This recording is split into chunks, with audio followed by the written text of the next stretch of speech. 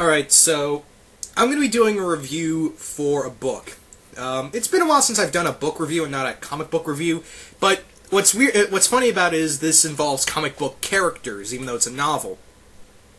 Today I'm going to be looking at the Ultimate Supervillains novel. Now, this book came out in the 90s, and I got it offline just on a whim. I looked at it and I was like, oh, this could be fun. A bunch of short stories about a lot of Marvel supervillains like Kang and Magneto and Super Skrull. This could be fun. So I bought it offline, and I recently looked when I was looking back on it today, and I saw on Amazon. That this book, when I got this book, it was only $5 offline. It was only $5 offline, but now it's kind of doubled. It's gone up, well, tripled actually. I don't know. I'm not so good with the math. It's now $34 for a new book, and you could find it used, but you can find it used. It's probably like even less than in used, because I saw it was like maybe $1 or something for used. But yeah, the Ultimate Supervillains. It's pretty much an anthology novel. Pretty much, it covers a lot of Marvel supervillains in their own little one-shot novel stories. It starts off with a introduction by Stan Lee, of course, and it pretty much goes on from there. All these stories are not connected. None of these stories have any connection to one another, but they pretty much have their own set continuity. This book was pretty much brought out in the 90s, so if you're wondering why it's Eddie Brock Venom, there's your answer. So, the story kicks off, the book begins with a story called Kang to the Victor. So that, as you guys probably know, it's a story about Kang the Conqueror. This is a story where Kang actually wins. Kang actually manages to kill the Avengers in the distant future, and he rules the world.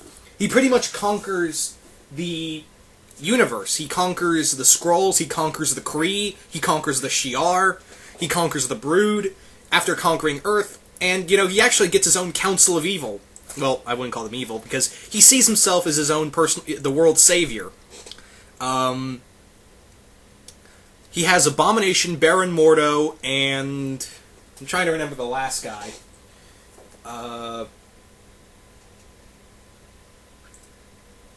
Cobra, that's it. Yes, not Cobra Commander, but Cobra the Daredevil and Thor villain. So, yeah, he has Baron Mordo, Abomination, and Cobra working for him, and they pretty much help take over the world, but eventually, Kang is like, I thought ruling the world would be better than this. He has to deal with rebellions, he has to deal with a renegade Hulk, he also has to deal with his own council betraying him, and actually the world falling into chaos by Dormammu. So I don't want to spoil how the story ends, but it's a really good character arc for Kang, showing that, if the villain does win, this is what he's got to deal with. It's kind of like Megamind, but darker. Think that. Next up was a story about Magneto. Now, this story is pretty much Magneto and Xavier encountering a mutant boy who could actually who has the ability to fuse things together. And what's he do? He fuses Magneto and Xavier together, and they have to team up. They're forced to work together to stop him. Literally, that's the gist of the story. One thing I forgot to mention is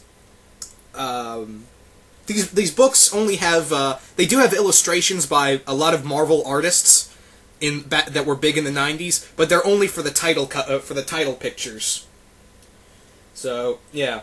But following that is a story. Oh, by the way, I forgot to mention the authors of the first two stories' names. The first story, the Kang story, is written by Richard Lee Briers, and the Connect the Dots story was illustrated. It was written by Adam Troy Castro. Hope I'm saying that right. The Loki story, called Loki Fire Trap, is written by Michael Jane Friedman.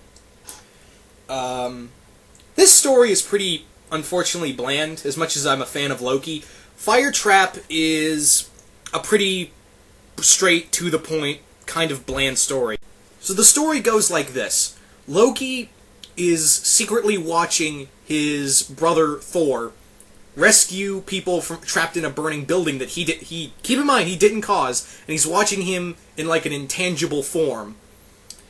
And he's watching him save all these people, and he's just commenting on how is like, why the hell does why does Odin love him so much and not me? I know I'm not his real son, but I should get the attention as he is. He's just jumping in the fire. He's just jumping in and rescuing people so, brashly. And then it's revealed that the fire was actually caused as a trap by one of Surtur's bastard sons. Yeah, Surtur had children. Apparently this demon wanted to prove to his father Surtur that he could kill Thor and set this building on fire to get his attention. Like I said, pretty bland, straightforward story. So, surprisingly, Thor is caught off guard and nearly killed by this Surtur demon. This is where Loki comes in and actually says, I'm not going to let you kill him because, one, he's my brother, he's a brother god, and two, if anyone's going to kill Thor, it's going to be me. Now, I know what you're thinking. Well, that makes sense. Loki has that audacity not to let, pretty much let someone kill him. I kind of disagree. Loki, for the longest time, has sent other people to kill Thor. He sent frost giants, giant demons, the Hulk, even, the Enchantress, and everything. He pretty much is... Loki is more of a, I'll let somebody else get their hands dirty and I'll reap the benefits kind of person. This what Loki says in here of, if anyone's gonna kill Loki, if anyone's gonna kill Thor, it's gonna be me. So why haven't you done it yet? So that kind of defeats the purpose, and Loki and the fire demon pretty much have this kind of interesting battle. It's really quick, though, and Loki skedaddles right after he kills the demon. And Thor pretty much thinks, oh, well, he must have fled, and I won. Yay me. And flies away, and Loki just watches in the middle of a blizzard. And just teleports away. So that's pretty much the story, like I said. Pretty bland. Up next is the Ringmaster. You guys remember the Ringmaster? This is another thing I want to point out about this book. This book has 17 stories about a few different villains. Now, most of them are known, most of them are you have to think about, and some are like, who the hell's that guy? Like, there's one villain in here, and I'll get to that in a bit, where I was like, who the hell is that guy? But the Ringmaster, for those who don't know, the Ringmaster is an old Hulk and Spider-Man and Daredevil villain who has this spinning, hypnotizing disc on his hat and has this thing called the Circus of Crime. He's been best known... He first started out as a Hulk villain, but then he became a Daredevil and Spider-Man villain. And now I don't even know if he's still around in the Marvel Universe. I think he's dead or retired or something. I don't see him anymore. But yeah, he was kind of big then.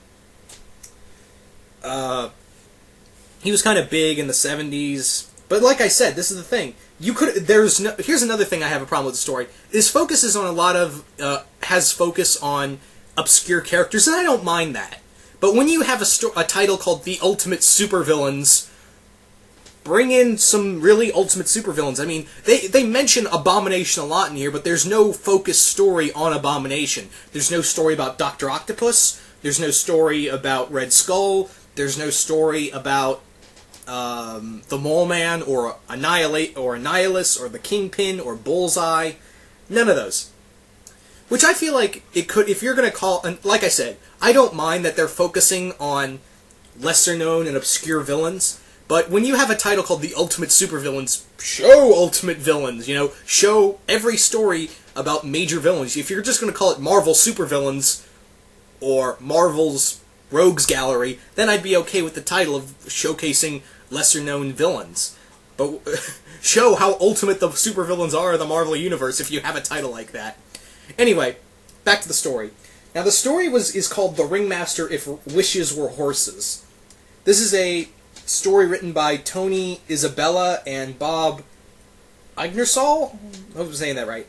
The story is pretty much... I really like this story. It's pretty much a story where the Ringmaster is... it's kind of like a how do I describe this? It's kind of like a retelling of how the Circus of Crime came to be, and how the Ringmaster put it all together, which I really like. The dialogue alone is pretty interesting. So yeah, that's pretty much it. But the dialogue is really, really fun. I'm really glad that they focus on someone like the Ringmaster. But again, with that title, that's what kind of irks me.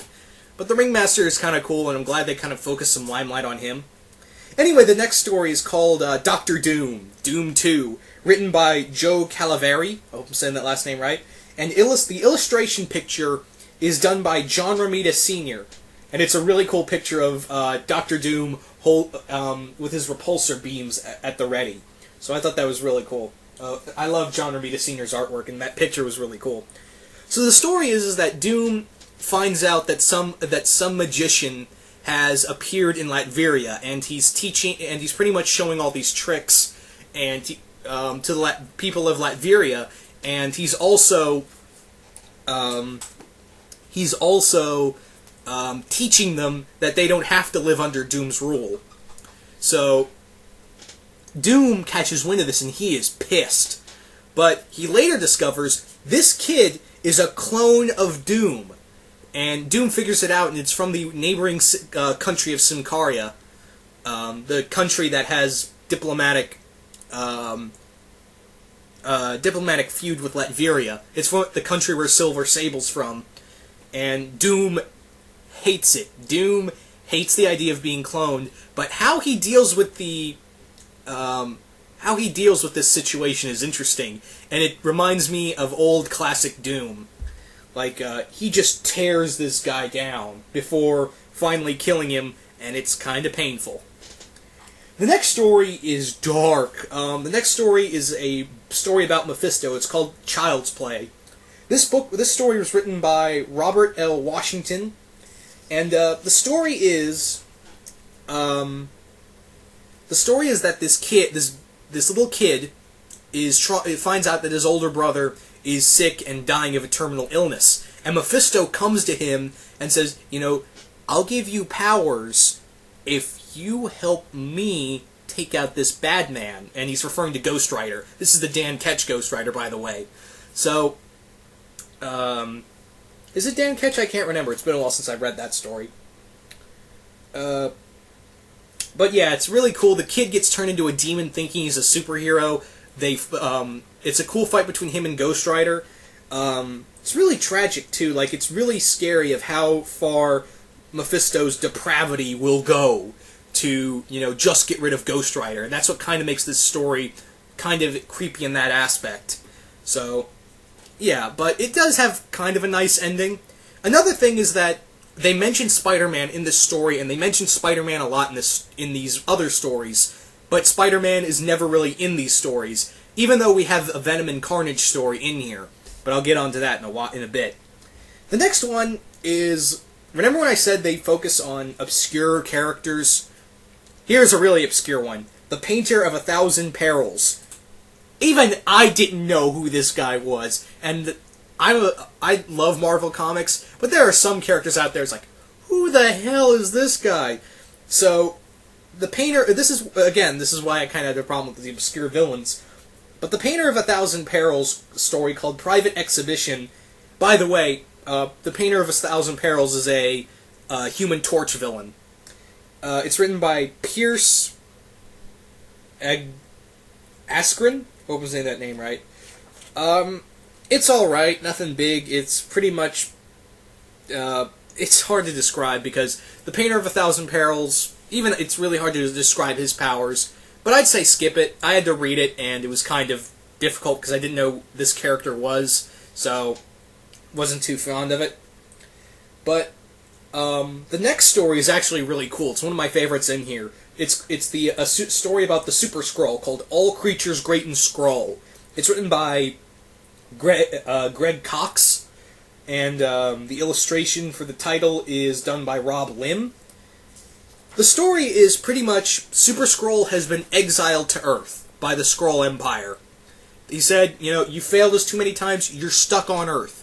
And he's pretty much trapped here in exile, and he's hiding in human form, but he thinks if he can find this Kree spy and deliver her to the Skrull Empire, he can get his life back. However, she knows this, and it's pretty much a really cool chase between for the Super Skrull trying to capture this Kree agent, and it ends really with this really badass fight between the Vision and Super Skrull. How they describe this fight is just epic. It's just, even though it has the Avengers in here, it's just Super Skrull and the Vision just beating the shit out of each other. So, yeah. And it's funny, there's actually a really funny ending to this story. I got this story back when I was in my senior year of high school, and I was reading this story in class. At the end of the story, I blurted out laughing. Granted, that kind of got me in trouble, but that's another story. So, yeah, that's a pretty fun story. The following one is actually probably another one of my favorites. It's a story of a supervillain team-up involving Venom, Eddie Brock Venom, and the Absorbing Man. Yes, the Absorbing Man, Carl Creel. It's written by Glenn Greenberg, with the title illustration by Stephen Butler. This story is actually also kind of hilarious in its own way, but kind of creepy as well. The story is that Eddie Brock and the Absorbing Man are in prison. They're in prison, and they think they can get some time served if they go for some kind of new kind of experiment that will neutralize superhuman abilities during supervillain prisons. So they both get their own little gifts for cooperating. Venom's is he wants his own television. He wants a cable television in his cell. And I thought that was pretty much hilarious. That all Eddie wants is a cable TV, a TV with cable. And the Absorbing Man story, the Absorbing Man's his gift from the police is that he gets private visits from Titina, his girlfriend and enemy of She-Hulk. And when Venom asks him, he's like, "Personal visits?" And Carl just gives him a look like, "You know what I'm talking about." Oh. So what happens next is they get the prison. There's a prison breakout, and Absorbing Man and Venom are forced to stick together and find their way after breaking out of the prison. They come across this old man who has his own secrets, and what Venom and the Absorbing Man discover is kind of disturbing. I don't want to spoil it, but this old man's got some real dark secrets. And it ends on a very interesting note, but Venom and the Absorbing Man, the Deviant Ones, is pretty cool. So the next story is a story about Ultron. It's called Sins of the Flesh. It's written by Steve Lyons. Lyons? Yeah. This story is pretty much Ultron. Ultron believes that this rival company of Tony Stark, of Stark Enterprises, well, duh, I totally had a brain fart there, but the story is pretty much that he believes that these androids can give him company. They believe this rival company of Stark Enterprises has created these androids that will put Stark out of business, but he wants them to start his own android race. And he kidnaps a female android, and it turns out she's not really a female android at all. She's really a human dressed as a robot because the company couldn't build a robot. The story also involves Iron Man and Hank Pym, who's now Giant Man, and the two of them are the only two Avengers that can fight Ultron. It's actually a really cool fight between the three of them. But it's really cool. It ends with Ultron thinking that he couldn't bring himself to kill this one for some reason, and he can't figure it out, so he pretty much runs a diagnostic program at the end of the story. It's kind of interesting. The next story is a story about Nightmare called Jason's Nightmare. It's written by Steve Rasnick-Tem. This one's pretty interesting. It's kind of disturbing. It has its own little disturbing nightmare twist to it. It involves Doctor Strange a bit. But, yeah. It's kind of cool. The next story is a story about Despair. Now, if you're wondering who Despair is the demon of fear. He is an enemy of Doctor Strange and Man-Thing. He hasn't been seen a lot lately, but he's a he pretty much gives off an aura of fear. But Despair, this story's called Ripples. It involves pretty much, it's kind of a drug-out story that I didn't really care much for. It involves this woman who has a sick mother, and Despair is just tormenting her. So, yeah, that's pretty much the majority of that story. I could go more into it, but it's just kind of a meh story. Following that is a story about Carnage called Mayhem Party. This one's written by Robert Sexley? I can't pronounce that last name. This is a freaking gross and hilarious story at the same time.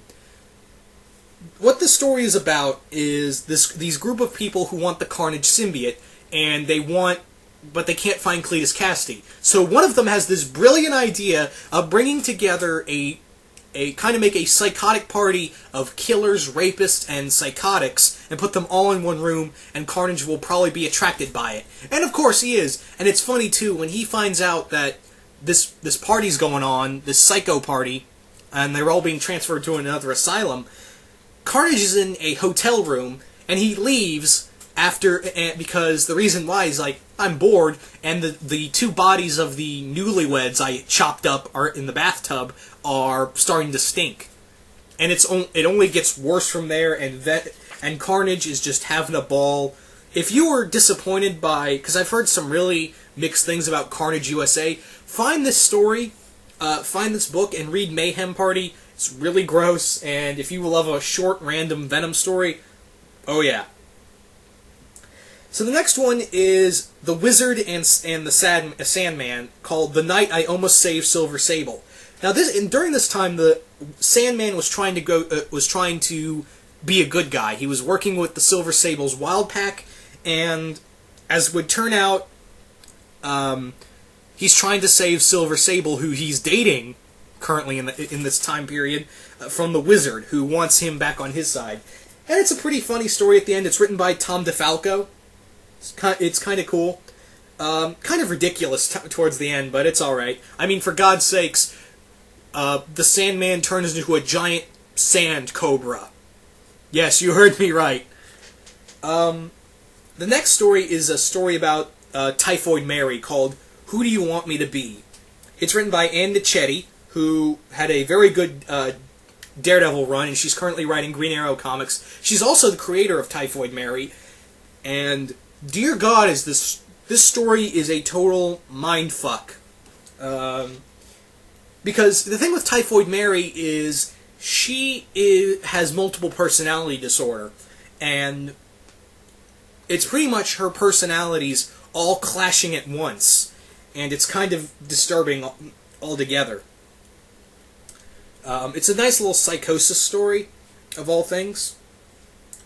The next story is about the Trapster. Yes, an actual story about the Trapster called, well, Traps. Yay, originality. It's written by Ken Glorb. It's not bad. It's pretty much the Trapster knowing that he sucks, and he's trying to pull off one big score. It's kind of funny, but it has kind of a depressing moments as well. And then it has a villain called One for the Road. We don't know who this villain is. It's a question mark, and I mean, no, really, there's no villain called The Question. It's just, we don't know who, it's just question mark, and it's called One for the Road. And it's told in that point of view. Sometimes, I forget who I think they reveal who the villain is. But